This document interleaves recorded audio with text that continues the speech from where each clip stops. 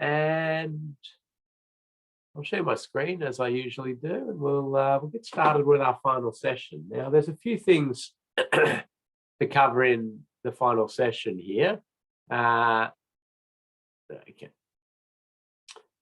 First of all, we do have time set aside here to have any discussions about your safe system assessment that you're currently undertaking, to answer questions, to clarify any of the instructions. If there's something that's bugging you or you can't quite understand, it's odds on that others will have that problem either with this one or with a safe system assessment they go out and do in the future. So feel free to either type it into the chat and Max will feed it through to me or answer it straight away, or feel free to raise your hand and Max will find you and unmute you, or give you the ability to unmute yourself, and you can ask the question live. So we do have some time set aside within this final module for that.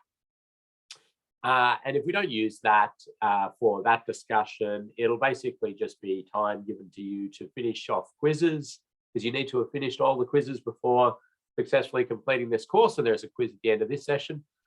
And then jump back into your assignment. I do have some content to cover, which is mainly around policy guidance, as is written there, around safe system assessments. But I'll pause there for a second and see if anybody wants to ask a question.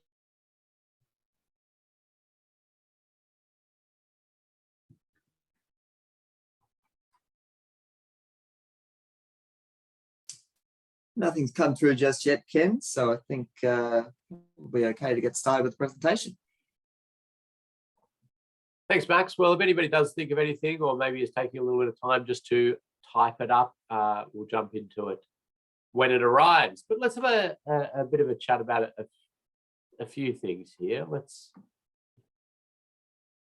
Here we go. So we want to cover off in this session just going over some of the benefits of safe system assessments, some independent evaluations that have been done and on different sort of groups of safe system assessments to try to understand how beneficial they are. And that can be really useful as you go out to talk to people about doing safe system assessments, or helping them by doing safe system assessments on their projects or the like, and talk to them some of the benefits. We're going to talk about the process of a safe system assessment within an infrastructure project. Safe system assessments are very versatile. They don't need to just be sort of a particular infrastructure project. You can do, I've talked about before, you can safe system assess mine sites or remote communities or the like, but the most common thing, overwhelming majority of safe system assessments are done on planned infrastructure projects. So I'll talk you through that process, and I'll explain the difference between a safe system assessment and a road safety audit, because that's one thing that a lot of people question when you're talking to them about doing a safe system assessment. They'll say, oh, well, we're doing road safety audits, we don't need that. This is the output from an independent evaluation of 35 safe system assessments. The evaluation was undertaken by Blair Turner. He's at the World Bank now. He's a New Zealander. And what the process involved of having this evaluation was that they used a crash prediction model. So very similar to IRAP, ANRAM, or Kiwi RAP, I suppose. So it's these prediction models of how many deaths and serious injuries you'd expect in an area based on the infrastructure characteristics and the volumes, the land use, and a few other things. Well, 68 other things to be precise. And they did it used a 20-year time period. And what they did is they took here no projects. So essentially, there were 35 projects, and these were very big projects, I must say. These were town bypasses, major duplications, like hundreds of millions of dollars plus duplication jobs, new bits of freeway and those sorts of things. So I had 35 of those, and they said, well, how many deaths and serious injuries are we going to predict if these are not built? These projects are not built. They took each one of them and they so take the town bypass, for example. They had it so all the vehicles kept going through the town and not using the bypass route because it doesn't exist in this scenario.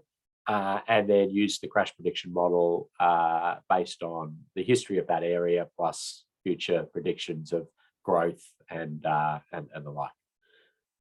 Anyway, so they went through all of that and they used the prediction model. And what they found was that there was going to be a 7,900 serious injuries and 344 fatalities in those areas without those projects being built. Then they got the designs. Now, the designs were, I'd term them reference designs. So, conceptual level, got a bit of enough meat on them to make sure that they'll work. So maybe functional level designs, but not into the details, but functional level. So intersection forms and all of that, making sure it can fit. Those were done by mostly the big design houses, turned off the sort of production line there. And they brought this down to 6,700 serious injuries, 286 fatalities. Now, I think 33 or 32 of those were subject to preliminary design road safety audits, and that was sort of incorporated into that original design. So that process happened. Then a safe system assessment was done. And the safe system assessment, as you're currently doing, recommended alterations to this design to get high alignment with safe system principles. And if those recommendations were taken on, it would see the crashes come down to 3,890 serious injuries, 167 fatalities. But the project team got that report and they said, well, thanks for all these ideas. We can do, we can do these three. We can't do those two. We can do that other one down here. We can do this one as well. And so what they ended up doing was some of what the safe system assessment recommended. And what they ended up adopting was 5,298 serious injuries, 227 fatalities. So this tells me quite a story. And I'll walk you through sort of the way I see this and read this and think about it. And I'll be happy to take your insights as well. The first thing it tells me is that, the usual designs being produced. Now, this admittedly was about 4 years ago where these sort of designs and things and reviews were happening. So it's probably a little bit different by now, but they improve road safety. We know that they improve road safety. The other thing is that we can do a huge amount better in terms of road safety outcomes of these major projects. Now, the difference between that line there and here is an interesting one. That's sort of like, that's a very complex one. There's a lot of factors at play as to why people are not taking on some of the recommendations of the safe system assessment. And it could be the cost associated with it. It could be the politics, could be the project team's perception of how the community will accept whatever's being proposed. It could be just a cultural thing, or it could be that they don't have the confidence of the treatment that the safe system assessors recommending for one reason or another. So there's lots of reasons why that one is in there. But the difference between that And that is the immediate gain we get from simply going through the process of a safe system assessment. As I said, this is above and beyond the audit process and what it's achieving. So there's something about this process and the way it's done and the ability for somebody with this particular lens looking at a project that sees us get better reductions in death and serious injury. And I don't have a cost associated with the alterations for this. It was just done on the savings you get in terms of death and serious injury. But, you know, they were all accepted by the project. And yeah, so I think that's pretty fascinating. There's a couple of other things that I find quite interesting. Well, one thing is I sort of think, oh, well, how are we going to get this line to go down? We're going to get this line to go down as we update standards and guidelines and the design, big design, multinational design houses, you know, alter the way they produce things for New Zealand and the like. But we're going to get better skills in the designers, better understanding of safe system principles. And one of the big ways they're actually going to do that is through us as safe system assessors doing assessments, giving them back to the designers. And the designers will see them and start to understand safe system principles and what's good, what aligns highly. And then their next design hopefully will be, you know, better, and then they'll get some more feedback, and then we'll get and then the next one will be even better. So the process of a safe system assessment on somebody's project is actually an education tool as well. And I think road safety audits have been doing that for many years and been a wonderful sort of vehicle for teaching people some road safety fundamentals. And we're going to see the same with safe system assessment. So that's pretty exciting. We'll work on this one, you know, with lobbying politicians and trying to shift public opinion on things, get more funding, all of those sorts of things. And the last one, and before I jump to Max there, who I see has got a question for me, the last one that I find interesting is this. Is this one.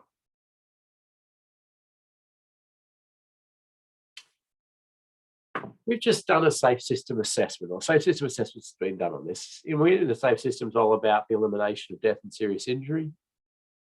We've come out with our high safe system options. Yet we still have a residual of 3,890 serious injuries, 167 fatalities over the next 20 years on these roads after we've done everything that the safe system assessment has asked for. What's going on there?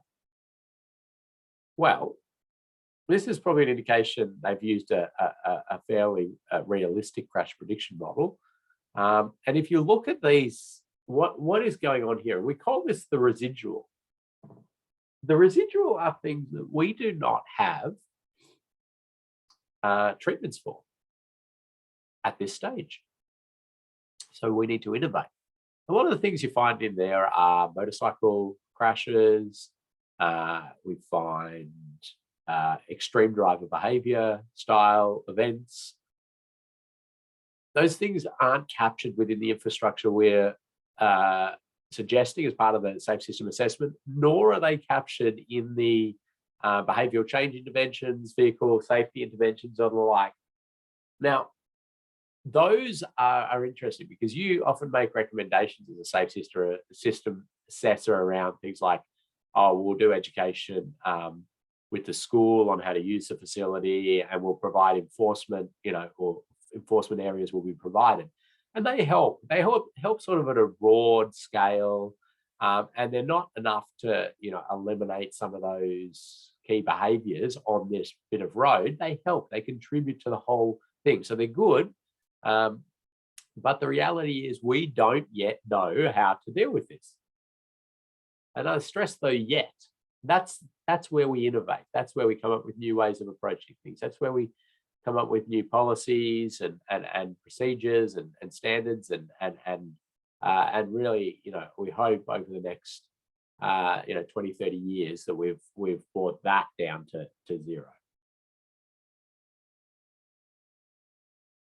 Probably not at a project level, you won't be doing it, but there'll be statewide initiatives plus mixed in, and you'll see the residual disappear. It's actually an interesting way when you do your Vision Zero strategies. If you're looking at zero at some point in time, you look at what are all of our current tools and our infrastructure programs and our pipeline of investment going to address, and then what is the residual? What things won't it address? And then your strategy ends up being built around research and initiatives and trying to create ways to address the residual, because your other business as usual is going to cater for a lot of things. Sure, your strategy might ramp up some of your business as usual and say, we'll do a bit more of that, or we'll do this one first because we can get quicker gains. The residual and how you address that residual is so important. And that's actually the difference between traditional road safety strategy development and the Vision Zero road safety strategy. A traditional road safety strategy basically uses what you've currently got and just tries to, put it in the right order and pull the right levers. And that's great and important, get us down as quickly as we can. But it's not a Vision Zero strategy because you're going to just be ending up with this pool of residual death and serious injury that you haven't treated. Anyway, that's a whole different story. Now, Max, did somebody want to ask something or say something about this? Yes, just Angie in the chat has asked, do you know what the BCR evaluation assumes for reduction in crash costs relating to each of those scenarios there, Ken? Thought you might be better positioned to answer that one. I don't off the top of my head. They didn't use a BCR specifically in the evaluation.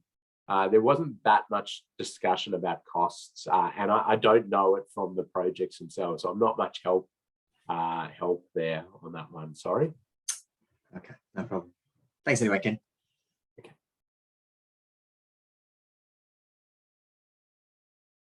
All right. Well, I think it's a fairly interesting little evaluation there. Some good proof that there is benefit to it. The safe system assessment process, some other sort of less specific benefits or more broad benefits. It's a great way, safe system assessment, as hopefully you're seeing now, it's a great way of determining how well a project aligns with safe system principles, something that we've been really craving as an industry for a long time. The safe system used to be really a thing where people would go, wow, that's not safe system, or that is safe system, and these sorts of things. And it was a bit opinion based. It was not sort of in context. It didn't take into account all road users often when they'd say things like that. So some sort of systematic, logical process of getting that alignment with safe system principles and quantifying it is just, it's fantastic. A method for comparing project design options from a safe system perspective. And again, that's a wonderful tool for us, because we have often struggled for a road safety metric to compare project options. Road safety audits are not a tool for comparing options on a project. They're just tools to provide insights into risks of each of those projects, but now we have this way to quantify. The other big advantage associated with that, and maybe the one above it, is that when you get into sort of optioneering of projects, making those decisions, throughout a lot of my career, it's really gone along the lines of, you're in the workshop and you're thinking of options, and everybody's got the data and information together. And the traffic engineering report, the modeling, the traffic modeling, the SIDRA analysis, the microsimulation modeling, this big report, hundreds of pages of appendices of numbers and level of services, and you know, this juicy report. That's what the impact's going to be on traffic. Then you often get an environmental report, which is pretty good too. Cultural heritage report. You're getting cost estimations in good detail. And then road safety report usually had been a road safety audit or something like that, which identified a few things in the options, and you sort of looked at and didn't really help you out that much in your multi-criteria assessment. Maybe some people had some opinions on, oh, this will be a bit better safety, and then somebody else would go, I don't think it will be. Oh, and it never had any sort of clout. The road safety was just sort of a bit of something in there in a lot of major projects. Now, different when it was like a road safety driven project or a safety program. Of course, the safety had more analysis, more thinking, but I'm talking more about your freight efficiency projects, your public transport projects, your big town bypasses, probably freight efficiency style, traffic congestion easing projects and those sorts of things. But now, if a safe system assessment done, it's a really clear input to that multi-criteria assessment, and it stands up as something with a graph and numbers and matrices and things like that, which has some real clout to it. People take it really seriously, and that's a big win. Now you've got a little bit of a window into how the sausage is made, and it's a little bit messy, and it's a little bit subjective, and those sort of things. But you don't need to. We don't hide the fact that there's some subjectivity, but in that same sense, traffic modelling has some decisions that are made that are sometimes based on expert judgment and these sorts of things. So they're not perfect either. Anyway, so we've got something there to put on the table. What else we got here? Information on design changes that will move a project proposal closer to safe system objectives. So, yep, a good way to inject that thinking in there. Assist planners and project managers to move the safe system approach from theory to practice. That's really great, because the safe system has, it's a fairly high level philosophy. Elimination of death and serious injury as an aspiration, human tolerance for physical force, humans make mistakes, shared responsibility, all of that sort of stuff.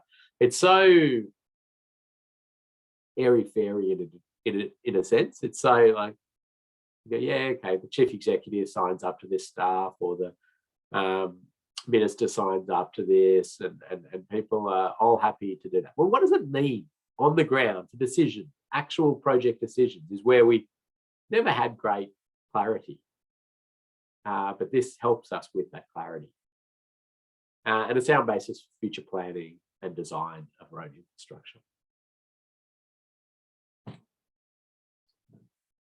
Max, anything for me before I jump into some process guidance? Nothing at this stage, no, Ken. Thank you. Okay.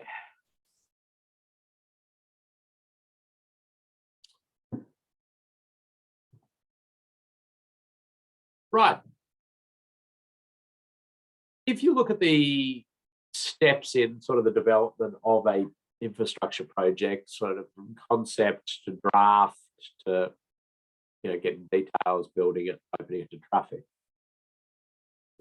Safe system assessments are best done at that early concept draft stage, options and the like.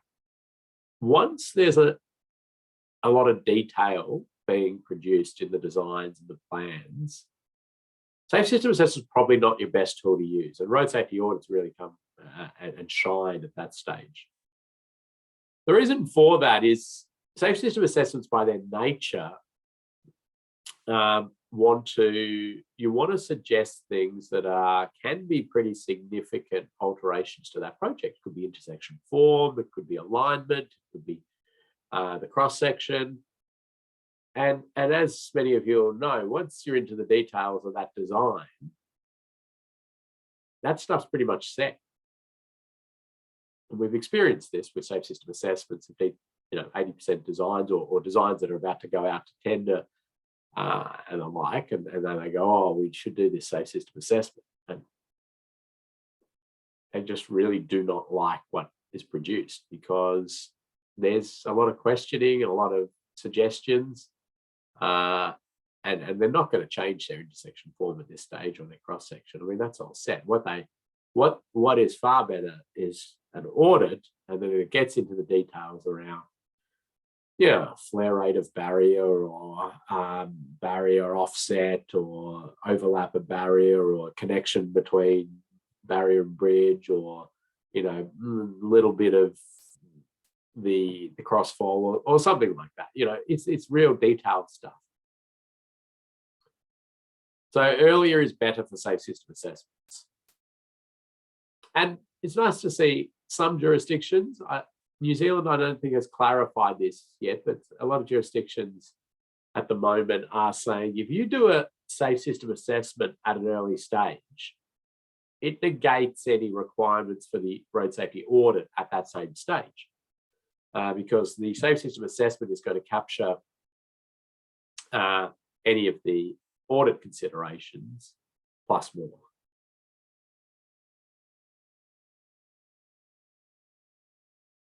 And just in terms of the differences between a road safety audit and a safe system assessment, there's similarities, but there are some distinct differences. Also, the way they're presented, as you saw, the quantification of those sort of things. But they're both really pretty good at looking at the likelihood of crashes. Severity of crashes, I would say audits are sometimes good at that. I really do see a lot of audits, though, that come in that are preoccupied with the likelihood of crash and ignore the severity of the incident. Now, those are things often around, say, like traffic signals in high-speed areas, which really the design comes through. The audit is on the phasing, the pedestrian crossing alignments, the sight distance to the signals, all of that stuff, which is super important. And we've got to get all that right the best we possibly can. But it sort of stops at that point and doesn't deal with the idea that somebody will still run the red light, even if all those things are correct, and the energy associated with that. So that's why it sort of says sometimes there. But the safe system assessment forces you to do that. Severity, you have to score severity. You have to put the factors in. It forces whoever's assessing to look into that. And same with exposure. Really, in an audit, exposure is so embedded in likelihood, but when we rip it out as a distinct element, it can create some different thinking. Recommendations to improve road safety outcomes, well, they both do that. And consider all road users, they both do that. Safe system assessments are focused on fatal or serious injury only. That's the big driver. And road safety audits, they will consider often the minor bingles, the bumps, the scrapes, and those sort of things as part of the risk assessment methodology. Investigate safer vehicles. Yeah, so your full safe system assessment will really cover off comprehensively the vehicles, the people, bit of stuff on maintenance, ability to maintain, post-crash care. So, the assessment, safe system assessment methodology is far broader and wider than a road safety audit. And recommendations to redesign the project if required. And that's your big changes for the project. Those are easy to recommend in a safe system assessment. Auditors are told it's not their job to redesign the project. They're there to say, okay, they want to do this signalized intersection, and our job is to just help them out in making those suggested alterations. I mean, there's a bit of that still in the safe system assessment as well, but it's a little easier. Probably cross and tick there's a bit harsh, but anyway. Encourages innovative design. And then this one, to me, is important because when we come up with something new, okay, a raised intersection, it's fairly new still. It's now you've got your Hamilton one there, but they're still fairly new. But it takes a similar concept or something. A road safety audit, by its nature, is there to look at the risks of doing that. And so the auditor is pretty focused on all the things that could go wrong. Okay, and then they report that. And so your report comes back with lots of risks of doing this, which people get quite scared by. A safe system assessment comes back and has to quantify all of the benefits, right, by the scoring of it. The road safety audit doesn't do that. It's just all about doom and gloom is the audit. The safe system assessment shows how good this thing is, and then also says some things that are going to, bring the scores back a little bit, but presents hopefully ways to rectify that. So I would say in the past, often road safety audits, or sometimes road safety audits, have stifled innovation that would save lots of lives because they're focused on the smaller number of risks that it'll create. And I think the safe system assessment still has that review of risks, but also shows how beneficial this can be. And the assessment process can be done pretty broadly at that program level, a whole of community, township level, and those sorts of things. Jump in at any point, Max. I'll keep going along though. So the process of a safe system assessment. So somebody needs to determine whether or not a safe system assessment is going to happen. And then there are sort of industry at the moment has full and a rapid safe system assessment, or sometimes called a light safe system assessment. And I'll explain the differences between the two in a few slides' time. It's not like one is a 1 hour exercise and one's a 1 week exercise. A rapid's probably about 70% of the work of a full. So it's a bit quicker, but it's not hugely different. So really, that's the road controlling authority or the design team or whatever is deciding this, whether a safe system assessment's done and what type. And then they select a safe system assessment team. Now, generally, it's talked about that the assessment team should be independent from the project. Now, it's not as strict a requirement as road safety audits, and people are encouraged to undertake safe system assessments in a non-formal manner on their own projects as a way to gain insights. But a more formalised safe system assessment on a project would be done by independent people from the project, so not involved in the design or the project management of it or the like, and then just reviewing and providing this independent report.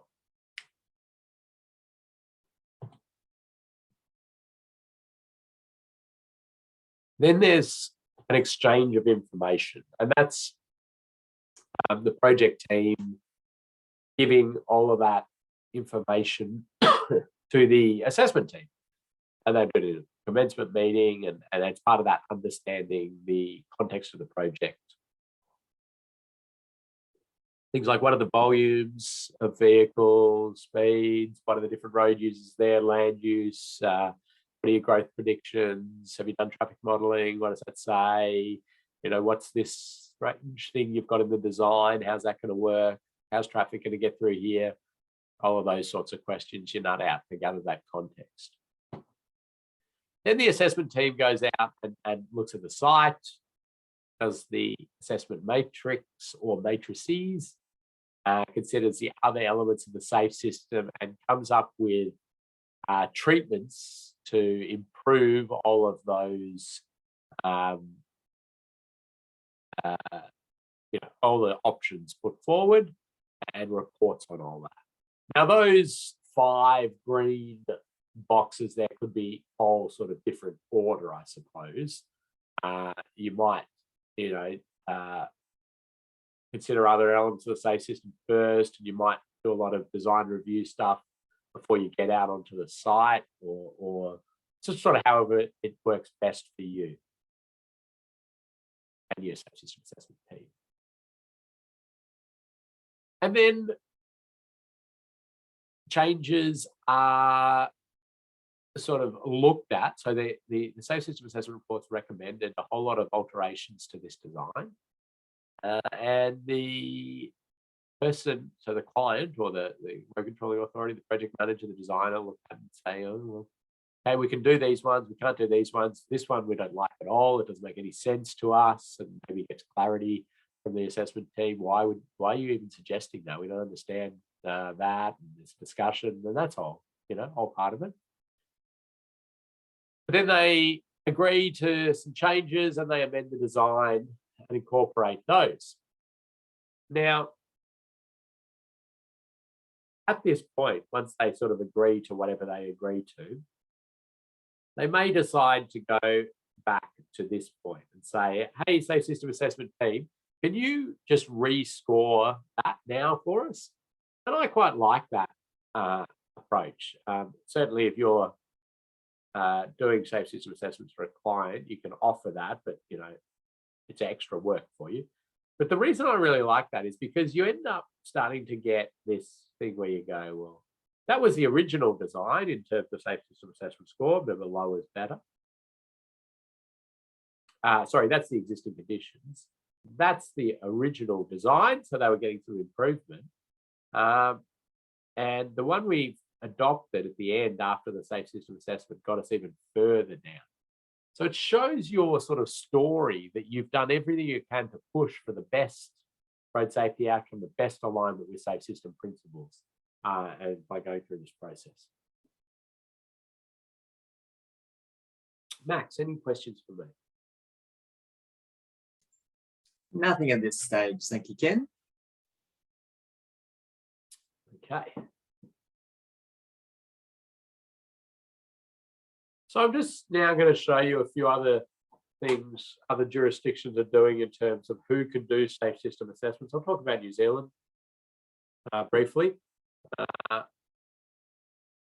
I'll start with Victoria, and you may want to utilise some of this on the VicRoads website under the Safe System Engineering page. You can see information about safe system assessments, and this is where you can find sort of some Victorian guidelines, but you can find some of those templates. There's 2 templates. There's a rapid template and then there's a full safe system assessment template. So you can use those, and they say there very clearly that you can rebrand them, make them your own, but let's keep the same headings, the same sections, the same format, so everything is consistent with safe system assessment.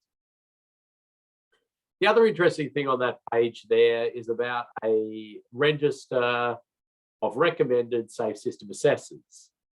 And so it is a list of individuals that the Victorian government has assessed for their ability to undertake safe system assessments. And so you'll see down here the process for getting on this list, or they say growing the list, this course. And so you've got a big tick there, assuming that you successfully complete it, get your pass mark and get your certificate. Then you need to undertake a safe system assessment, a real one. You need to get out there and do a real one in full and submit that. And they then review it and they provide you feedback. And if they don't think it's quite up to scratch, or they say, yep, they know what they're doing, and then you're put onto this list. And you can do that as a New Zealander if you so desire. There's not specified that it's only Victorians. If you want to get on some sort of register, And the list is just a PDF like this, and it's got, a list of different people. That's just a snip of a little bit of the list. There's about 50, I think, people on there these days. So yeah, you can do that. There's also now a South Australian list, which is actually a lot easier. I don't have a snip of that list at the moment. I can send you the details of that. That one's even easier because I don't do any of that process. I just say, have you done the course? Did you pass the course? Show us your certificate. All right, you can go on our list of pre-qualified safe system assessors. New Zealand doesn't have any specific list, and generally just, it's a bit the same with road safety auditing in New Zealand. It's just I suppose, purchaser requirement to ensure that whoever they're engaging has the appropriate skills and qualification. So I suppose a certificate of successful completion of a safe system assessment course is a pretty good start there. And no doubt, getting a bit of experience with safe system assessment is just going to continue to help that. Okay. And in terms of when do you do a safe system assessment? Well, again, New Zealand doesn't have ironclad clarity around this. There's certainly things built into the Waka Kotahi business case requirements, project business rule requirements associated with safe system assessment. It's a KPI in your national road safety strategy on how many projects are having safe system assessments. Local government levels are really, whatever you like. But I do suggest you do a little bit of a quick policy around that if you're a local government. And by that, I mean, I also suggest that for road safety audits as well. A road safety audit and safe system assessment policy in a local government, I think, is just a wonderful thing, because it just will set out which projects, under what conditions, would get a road safety audit, which would get a safe system assessment. Because often we see local governments with this real ad hoc approach to which projects get these and don't. And, they'll build a big $5 million sports stadium that accesses onto the, the road and has new roundabouts as part of it, and all of these, bits and pieces, and it doesn't get any sort of road safety audit or safe system assessment. But then, some other minor upgrade to some area gets a safe system, or gets a road safety audit, might get a safe system assessment. And it's really probably because the person who was managing that other project had done road safety audits in the past, or knew about road safety audits, or the like, or knew about safe system assessment. So could we get some clarity around that as a policy, that people know there's a requirement? And here's an example, a very simple one that, again, Victorian government runs with this one, which is to say that under $2 million for the total estimated cost, rapid safe system assessments, if it's believed that a formal assessment is required, and they really say that some sort of risk assessment should be done to determine what, it can be a very quick risk assessment to determine what sort of independent eyes should be put on this project from a road safety perspective. So that's, less than $2 million for any thing that interacts with the road environment. Obviously, like a computer system upgrade, probably not going to have a safe system assessment unless it maybe was a intelligent transport system computer system upgrade. Then there's a possibility of it, but no, that's really capital works infrastructure. 2 million to 5 million, full safe system assessment for anything that's complex, significant risk of SSI, innovative projects, but they'll accept a rapid safe system assessment for anything that's sort of deemed lower risk, any repeat assessments that are being done. So a safe system assessment has been done once, and this is the second one. But above 5 million, it's full safe system assessment for all projects. and only doing a rapid if it is that repeat assessment. So what assessment's already been done and it's a new option, or it's a new, new set of options in the way. So what's the difference here? Well, a rapid safe system assessment, so we've got the two sort of scopes of these two things, full and rapid. And really the differences here, I'll just go through the full and I'll make some sort of comments on ones that are not existing in the rapid or are slightly different. Commencement meeting, may not have that in the rapid, depending on how it is. So maybe just a handover of some information, off you go. Really a full one, you'd be expecting a meeting and potentially a workshop. So often those two are held together. You've got to get the background and context regardless, whichever one you're doing. Site inspection is an optional on the rapid. I still see a lot of rapid safe system assessments where people do get to site, because you get some wonderful intel about how it's operating and different bits and pieces, as you're finding from the one you're currently doing, no doubt. But that could be removed. You're doing the assessment of the existing conditions and all design options in both. You don't consider the other elements of the safe system in the rapid, so you don't do that qualitative, all those questions and wider thinking in the rapid. You do, in both of them, do recommended changes. You do a shorter report for a rapid. And yes, the client's going to adopt different bits and pieces and accept changes and amend the project and the design accordingly. So they're the main differences. Okay, Max, anything for me? I think we might take a short break at this stage if there's nothing to answer. Nothing to go through at this stage, so yeah, perhaps time for a break. Yeah, so I've got the final, fairly short bit of the course is to go through some different road environments and just touch on what we could do to make these higher alignment with safe system principles. I'll explain that again shortly, but let's take 5 minutes now. Go fill up your coffee for a Friday and have a stretch. We'll see you back here in 5 minutes. Thanks, Ken.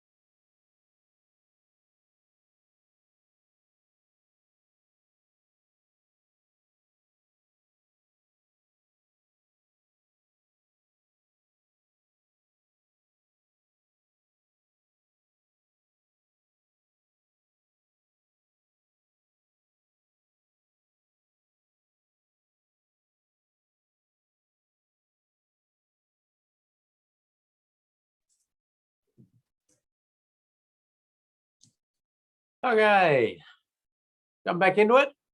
Yeah, let's go for it. Okay, as I said, we might have time for people to finish quizzes and really get a good way into their safe system assessment.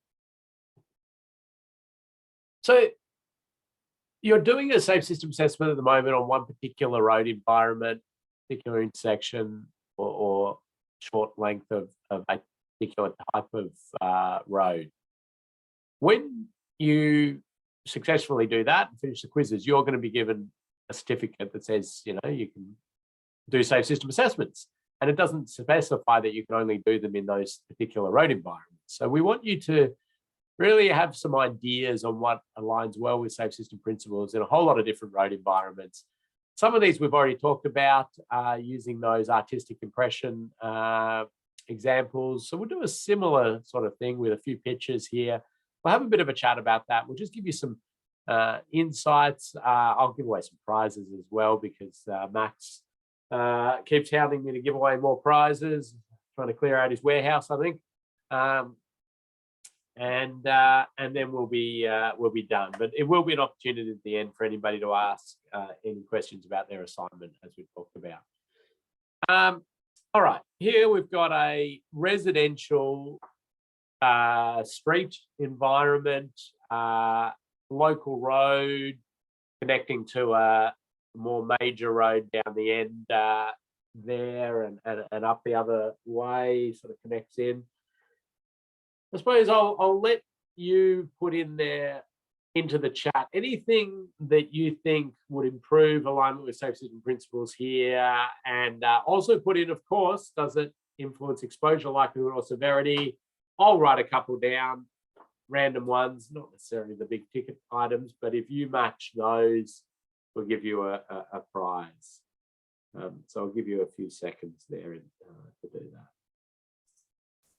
Are you using back of an envelope as your notepad, Ken? We need to get you a notepad. I have a notepad somewhere. I just saw the water bill there, so I thought I'd use the back of that. To face it. Yeah, exactly. Too scared to open it as well. So.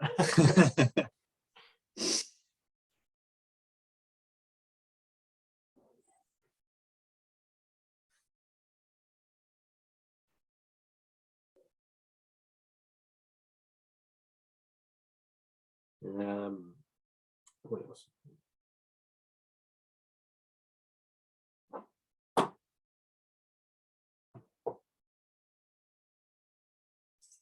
Was this photo staged? Did you take this photo, Ken? I did not. A guy called Michael Norton took the photo for me, and that's his wife in the background and his uncle, and his niece, and somebody else that he staged. There you go.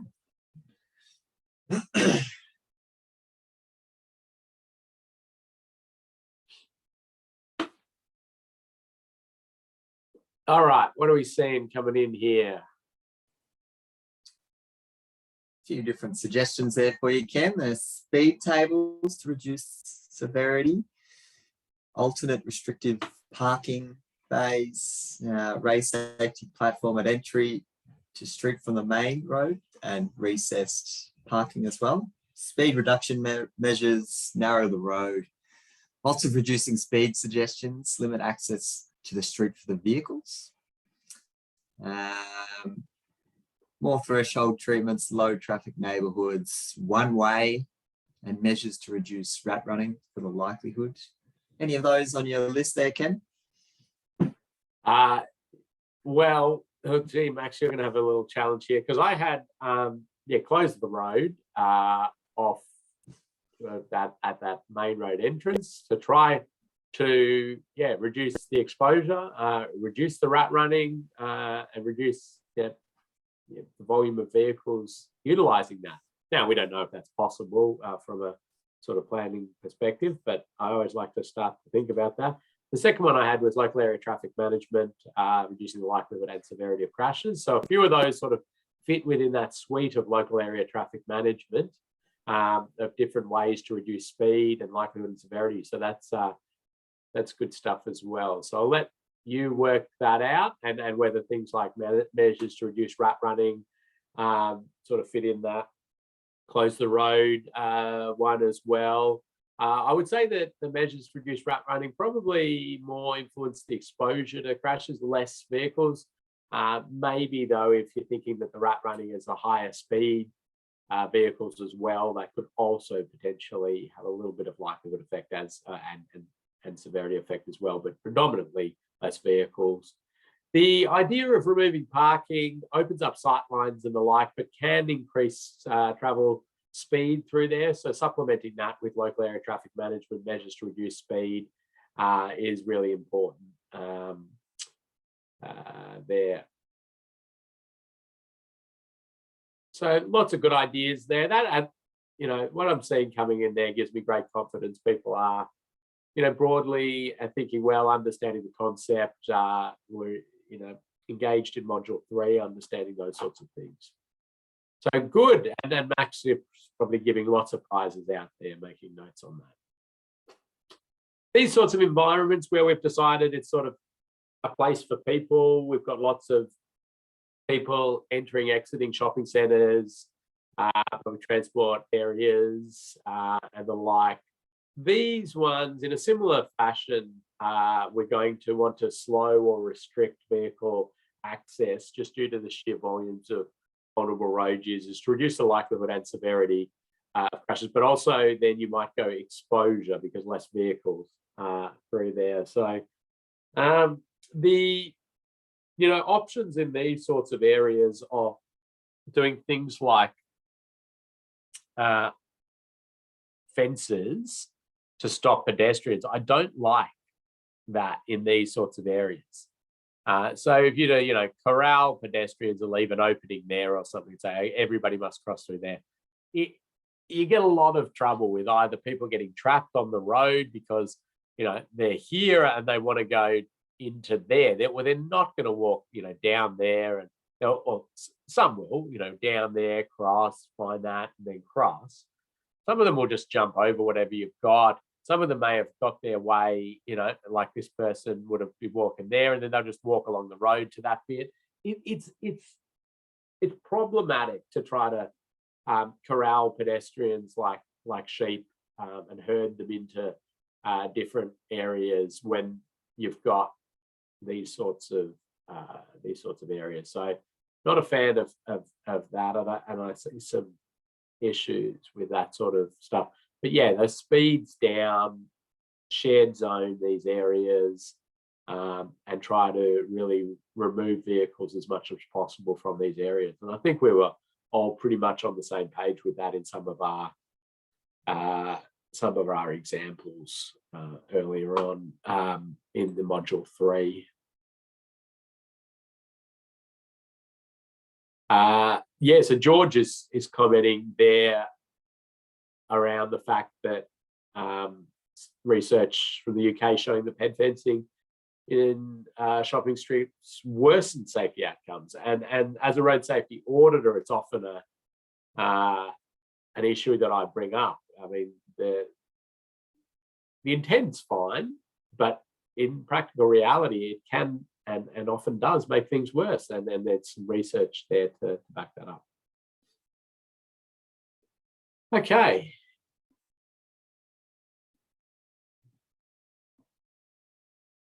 A quick prize for the person who can tell me where this is.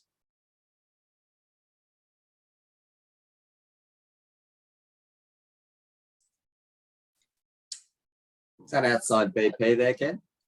No prizes there. Ryan can have it. It's in Hamilton. Well done, Ryan. And I suppose we call this mixed-use arterial. It kind of fits within that mixed-use arterial. It's got the bus route with bus stops. It's got traffic. It's got pedestrians. It's got cyclists. It's kind of a whole mix of functions and to a degree. Yeah, it's at that point where it's still got some speed on the approach to the CBD area. It's got traffic signals sort of dotted along we'll do this one. We'll ask. It's a New Zealand example. What could we do in this scenario to improve alignment with safe system principles and give me the exposure, likelihood, and severity for any of your ideas? I won't jot down any for this one. I'll just see what the group comes back with.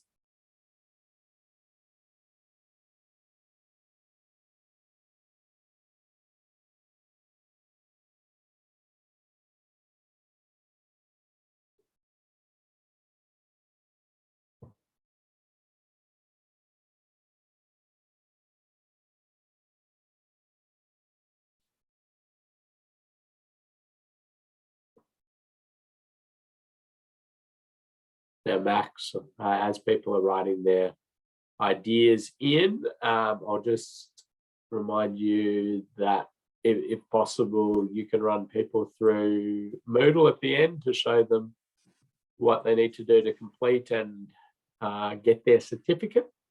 Yep, I'll get that uploaded in the background. Thank you.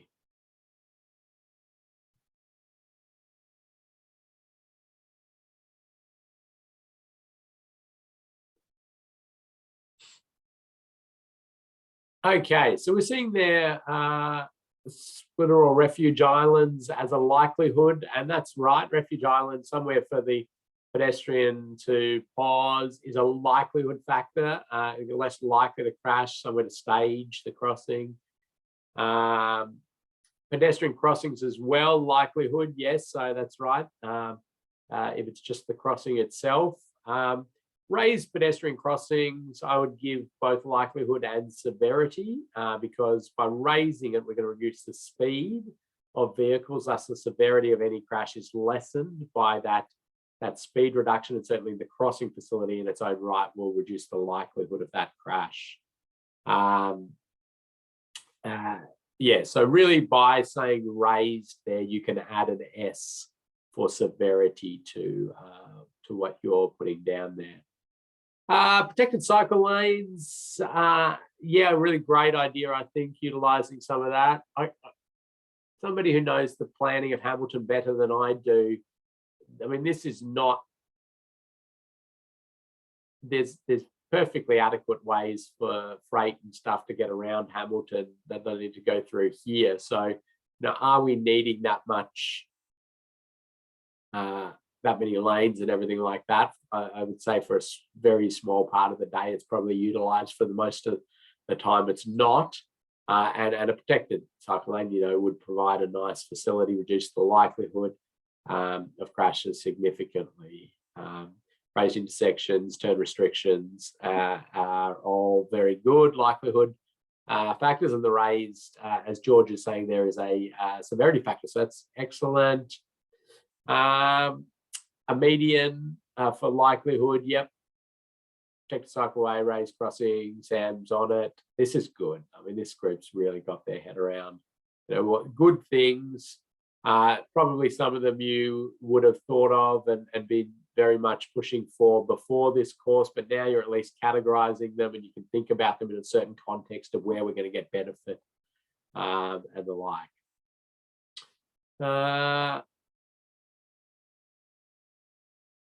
Some nice sort of design thinking there from Josh around building out the bus stops, tie in with the separated cycle lanes. Maybe there are one behind it. Max has got some lovely diagrams of the way you can do bus stops and separated bike facilities. So that's really good stuff. Thank you. These sort of low volume rural roads are going to be really hard.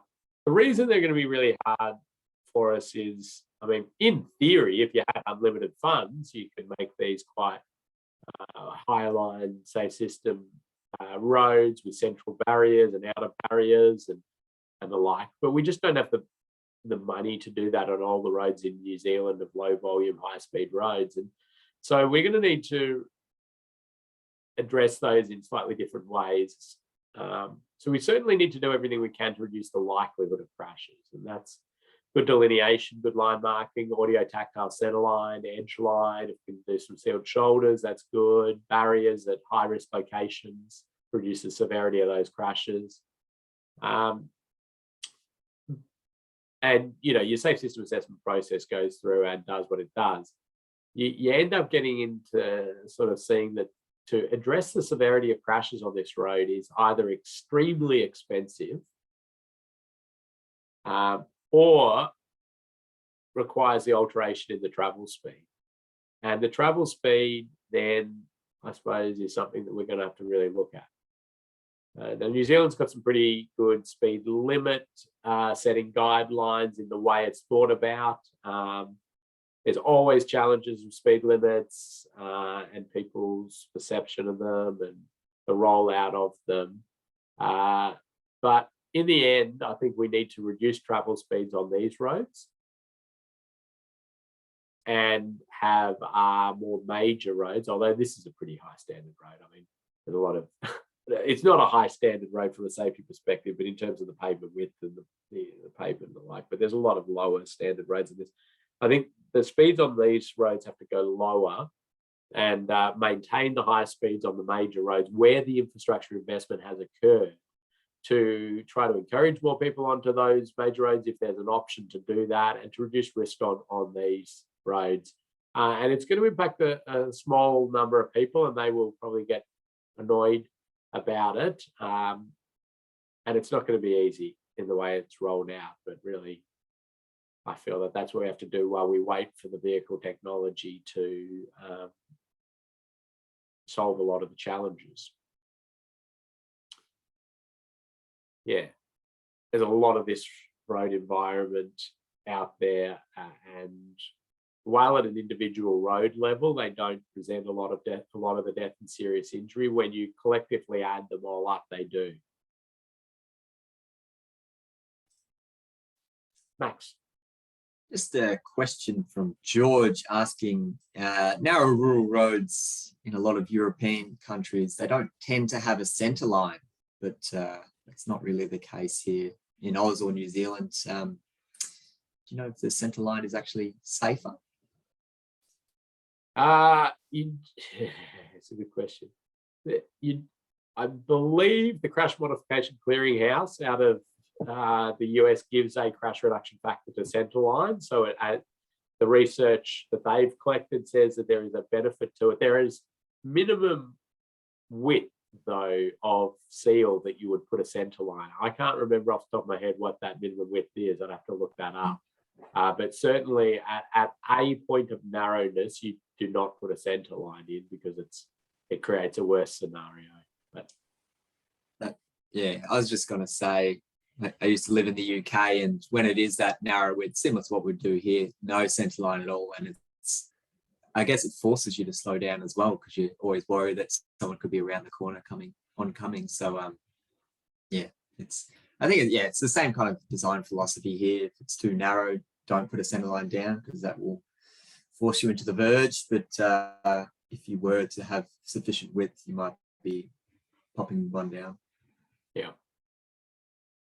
Others might have some insight. Pop it into the chat for everybody there if you've got some insights or you know those minimum seal widths off the top of your head. Yeah, so I think other elements of the safe system here are enforcement, point-to-point, mobile point-to-point speed enforcement. So the ability for us to put a enforcement car at one end of this road and another enforcement car at the other end of the road, or 10 or 15 or 20 kilometers down the road, and have that point-to-point and move that around the country or around the region, I think is something that would be good. There's a tendency for people to drive these roads with the expectation of no enforcement, so even higher, and I think that needs to change. But yeah, complex. But if you look at Vision Zero or future state planning for these sorts of roads, they have a much lower speed, operating speed and speed limit than they currently do. So how do we sort of move to that is a challenge. I mean, the Swedes, for example, did a pretty interesting way of doing it, talking about the Europeans. they put a default 70 km/h speed limit on rural roads. So, and then what they did is raise the speed limit where appropriate. And they had a speed limit review on roads that they wanted higher speed limits on. What do we do in New Zealand? Well, we have everything at a high speed limit, and we do speed limit reviews on ones that we think should potentially go down. I mean, it's kind of the wrong way around, isn't it? I mean, we talk about safety first, but in this case, we go risk first, and we'll make a few things safer. So if we could flip that, we'd be in a much better position. Obviously, the challenge being how unbelievably political speed limits are. Anyway, I think it's a pretty exciting idea if we could pull it off. Here we go, a bit of State Highway. I was going to say 1. It's probably not State Highway 1. Somebody can fill me in. State Highway 3. I don't know. I can't remember. I was just driving from Hamilton to Wellington. Must have been. Anyway, these sort of higher volume, higher order rural roads, these are the ones where we're going to be more looking at that investment in the infrastructure to maintain the high speeds within the boundaries of the safe system that we're talking about. And so we're really going to be moving these to central barrier systems, outer barrier systems, full containment, 2+1 style roads, so providing an overtaking lane at points, but still with your central barrier system and your outer barrier system. And really, you want to do that on your main arterials, your state highway, your big state highways, to maintain the higher speeds and do it with a higher line with the safe system principles. We've got the challenge then of the intersections, where obviously we can't run a barrier system through there, and we've got all the conflict points and the risks there. At a very simplistic perspective, you can sort of have central barrier system and then roundabout. And this works out really well if you have a few access points along the way, because people who, if a farm gate or a farm's access point comes to there, instead of having a big gap in your barrier, because it's going to need to be a big gap if you're going to put in the gap in the barrier, because they need to get sight distance out and the like. So instead of that big gap, if you can send them down this way, even if they want to go right, and down to a roundabout, they can do their U-turn and continue on, we're in a really great position because we get all the benefit of a roundabout at this intersection of high-risk point. We've given them their U-turn opportunity in the most sort of beautiful, safe way, and it's good. Now, that's a nice sort of theoretical way of thinking of at a strategic level on a corridor, practical challenges of how far can you reasonably send people the other direction on a road, and those sorts of things you need to work through. There are different sort of U-turn turnaround ways that you can treat roads without building the roundabout. Some interesting work happening from some New Zealanders at WSP Opus around different opportunities for that with central barrier systems, and collecting as we did there, but providing maybe like a jug handle style turnaround facility in a smaller gap there with turn. That's the worst drawing I've done in a long time, but the idea being you turn in and you're able to turn back that way. So you don't need to build that roundabout out and those sorts of things, and side roads, utilizing a side road sometimes. So, one thing I do like to do with routes is to plot out like a good long 30, 40 year infrastructure, road safety infrastructure investment plan and starting with what would we ultimately like to see on this road, and then how do we stage that in the best possible way, rather than just sort of ad hoc popping a bit here and there. But there's a lot more exciting stuff happening in that space. But also then in the interim, if you can't afford that roundabout to get that wonderful safe system alignment, RIOs, the rural intersection activated speeds. So that's when the side vehicle here triggers the speed limit reduction on the main road. So that's, those sort of things reduce the likelihood of crashes significantly.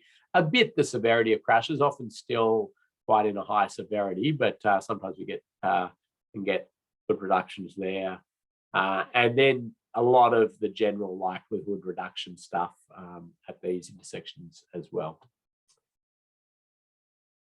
High volume outer suburban arterial roads, like big traffic routes at relatively high speed, I suppose, 70, 80 kilometre per hour.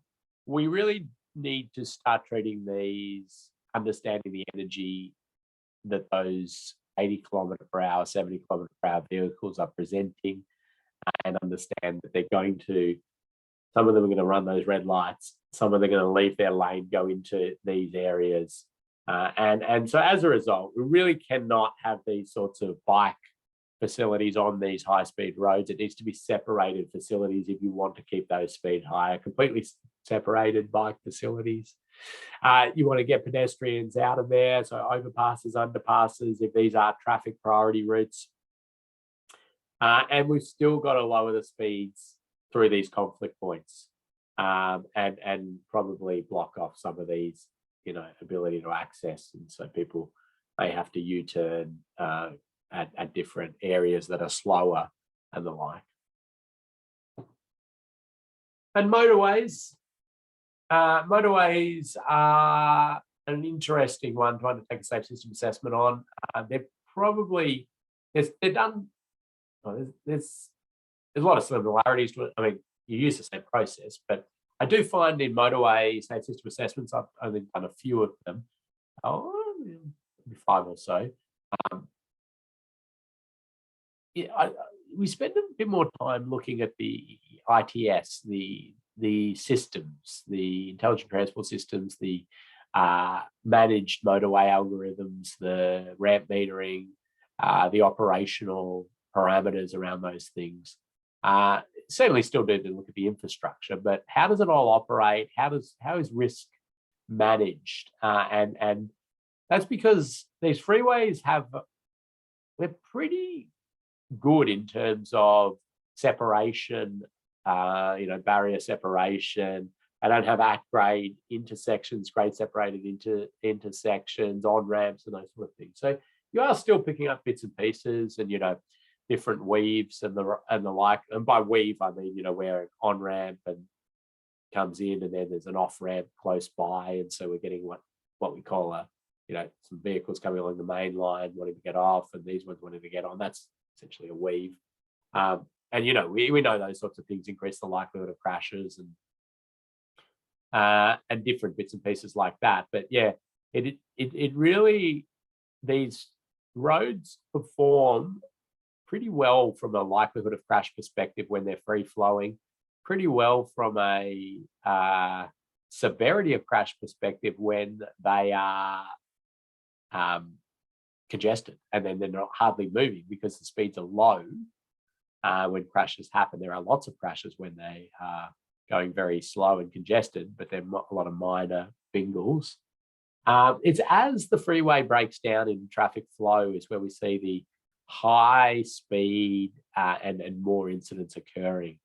So if you have the ability to hold the hand of the freeway as it breaks down, in the sense of manage it, and that's where we get a pretty good reduction in the likelihood and severity of crashes. And you do that through managed motorways, and I know there's lots of this sort of stuff going on where you manage each lane with speed, with the ability to block off lanes, but proactively reducing the speed. So you're just using sensors to collect information upstream, downstream of vehicle numbers and headway and those sorts of things. And then the fancy algorithms can tell you when things are about to go bad, and then you can proactively reduce the speed limit, slow things down, provide warning.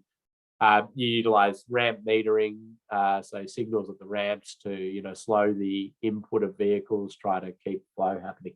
So it's all proving to have some really beneficial road safety outcomes, as well as the fact that you're moving more vehicles. But if you can maintain that flow and then manage it down. Also, a really important one here is the presence of vulnerable road users. And you might think, well, there shouldn't be any, but there are a lot of pedestrians that end up wandering for one reason or another on the freeway. And it's usually from broken down vehicles or taxis. In the night, we see a lot of taxis that pull over and an intoxicated patron gets out, throws up or does whatever. And you're immediately presented with a vulnerable road user in a very high speed, high risk environment. Which is where you need to rely on your systems and risk management systems to kick in and pre-warn and reduce speed, block off lanes, and try to encourage that safer behaviour. And the final one really is the big main national highways through an area, and we've talked about this already, but continuous barrier systems throughout to maintain that high speed, and then grade separation of any intersections. And if you can't grade separate your flyover of these intersections, a roundabout's a great thing, but sometimes that causes trouble in terms of freight efficiency if you have minor side roads and those sorts of things. So one way to do these at grade, where you actually get pretty good safe system alignment, where you're not having to do any of those super expensive things, it can still be expensive, but would be if you have a side road here and you've got the main highway and it's a crossroad, for example, like our warning sign there. You have median. You have the vehicles have an acceleration lane and a merge point, and then you give them space to change lanes. So you obviously extend this out, and then a U-turn facility and acceleration back, and enough space to change lanes, and then they could go left or they can keep going straight. So the reason that sort of aligns highly with safe system principles is because you're increasing their speed, so the delta V is low. So speed and the speed they merge at, some nice width there and some barrier systems there, and you've got a good way that the speeds are comparable, all within tolerable energy levels. The merge from the right here is not a great one, so you really want to ensure you've got enough length there, and you probably have some run out area, but it actually really aligns quite highly with safe system principles, that sort of setup. And you haven't done the grade separation or the roundabout, and you haven't slowed the main traffic lane as well.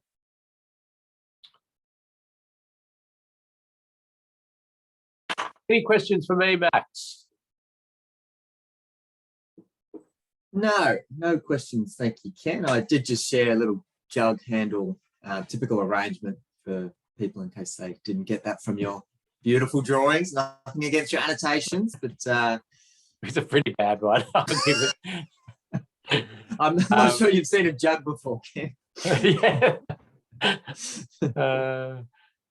Only deal in carafes. All right. Well, I'll hand it to you, Max, to just show everybody how to finish off the course in Moodle and hand everything in, and then I'll sum up, and then we'll let everybody go.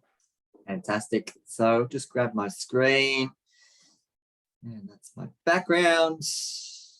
I want to extend the session. Here's Moodle. We do have a Module 6 quiz after today, so we do require all participants to complete that. And if we scroll down right to the bottom, we'll see there's this section for feedback and certificates. So we do ask participants to complete a course feedback form. It's nothing too onerous. It should take you less than 5 minutes, but it's just an opportunity to give you honest feedback on how you found the course, from everything from Moodle and accessing that, all the materials that we've provided you, presentation style, all of that information. And the reason that we're asking everyone to do that is because we are committed to making these courses as engaging and as content relevant as possible. So we do implement suggestions that come through this course feedback, and we love to hear how you experience the course. So please be honest, and yeah, it just helps us make sure that we're presenting this in the best way that we can. After we scroll down a bit further, you'll see there's a link here to SSA certificate. And at the moment, I can't click on it. And the reason for that is because I haven't completed all my competencies above. So you do need to have completed all the quizzes and achieved the minimum pass mark, which is the 80%. And you need to have completed all the, or both the assignments, and they both have to have been graded. So once you've completed all that actual coursework, and you've completed the course feedback form, this will turn into a hyperlink, and you'll be able to click on that, and it will give us a little notification saying that you're all done. We will provide you a PDF certificate that will email to you that will say that you've completed this course, so you can keep that on your records. But we'll also post you out a hard copy of that as well, so you can keep that in your folder wherever you store those qualifications, and you can keep that on your record as well. So in addition to the certificate that we post out to you, we'll also include any of the prizes that you've won over the last few weeks. So that's the reason why we've been doing all these trivia exercises and trying to get you engaged in the chat section. We have been taking note of some excellent ideas that have come through. So if you have won any prizes, you'll also get that in the mail with your certificate. Ken, anything I missed? I think you've done well there, Max. I suppose just a reminder to people that Max and I are available to assist if you are struggling with your Safe System Assessment task or any of the other assignments or quizzes. I am just going to go in and check there's no more Module 2 assignments that I need to mark. I think there might be one or two in there that I haven't I've forgotten to go back to. But yeah, please reach out, contact Max or myself if you're struggling, or you're confused at all, or you are trying to work out what you need to write into the different parts of the template. Hopefully it's obvious for you, but we're here to help. We're here to ensure that you get through and successfully complete this course. So on that point, we're going to give you some time now to finish quizzes and really get stuck into that assignment. Unless anybody wants to ask any particular questions, put their hand up and talk or write it in. But I will take this opportunity to thank you. I know you're all incredibly busy. You've got a lot on, and to take time out of that busy schedule to really hone in on the safe system assessments, and road safety, I think is wonderful. It's a tribute to the work you do. We really can do some significant improvements in road safety, but it takes committed people like yourself with some knowledge pushing for us to continue to get those gains. And I know a lot of you were very passionate road safety advocates before this course. I hope that's reinvigorated that, and those who haven't had much in the road safety space, I hope you're taking that on and you'll be a champion for road safety going forward. Use the Safe System Assessment Framework, tell other people about it.